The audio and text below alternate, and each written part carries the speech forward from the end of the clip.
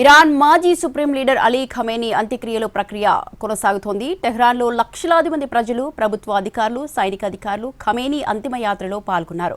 పలు దేశాల ప్రతినిధులు నివాళులర్పించారు. అమెరికా, ఇజ్రాయెల్ సంయుక్త దాడిలో ఫిబ్రవరిలో మరణించిన Iran supreme leader Ayatollah Ali Khamenei వీడ్కోలు కార్యక్రమాలు జరుగుతున్నాయి. ఖమేనీతో పాటు నలుగురు కుటుంబ సభ్యుల శవపేటికలను ప్రజల సందర్శనార్థం ఉంచారు. ఖమేనీ పార్థివ దేహాన్ని ఓ గాజు పెట్టెలో ఉంచారు. శవపేటికను ఇస్లామిక్ రిపబ్లిక్ జెండాతో కప్పారు ఇరాన్ అధికారులు.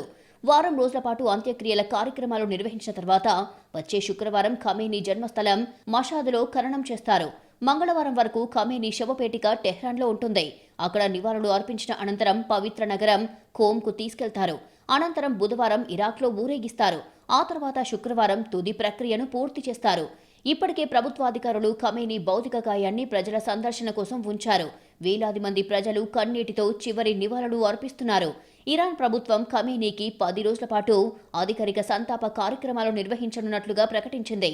అంత్యక్రియల్లో విదేశీ ప్రతినిధులు, మత పెద్దలు, రాజకీయ నాయకులు కూడా పాల్గొంటున్నారు. దాంతో దేశవ్యాప్తంగా కట్టుదిట్టమైన భద్రతా ఏర్పాట్లు చేశారు. విమానాశ్రయాలు, ప్రభుత్వ కార్యాలయాలు, ముఖ్యమైన ప్రాంతాల్లో అదనపు భద్రతా బలగాలను మోహరించారు.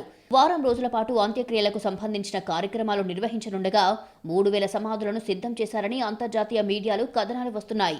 భారత్ తరపున కేంద్ర విదేశాంగ మంత్రి మార్గరీటా, బీహార్ గవర్నర్ సయ్యద్ అతా హుస్సేన్ హాజరై సంతాపం ప్రకటించారు. మరోవైపు అయతుల్లా ఖమేనీ అంత్యక్రియల్లో కుమారుడు ముజ్తబా ఖమేనీ కనిపించకపోవడం చర్చనీయాంశంగా మారింది.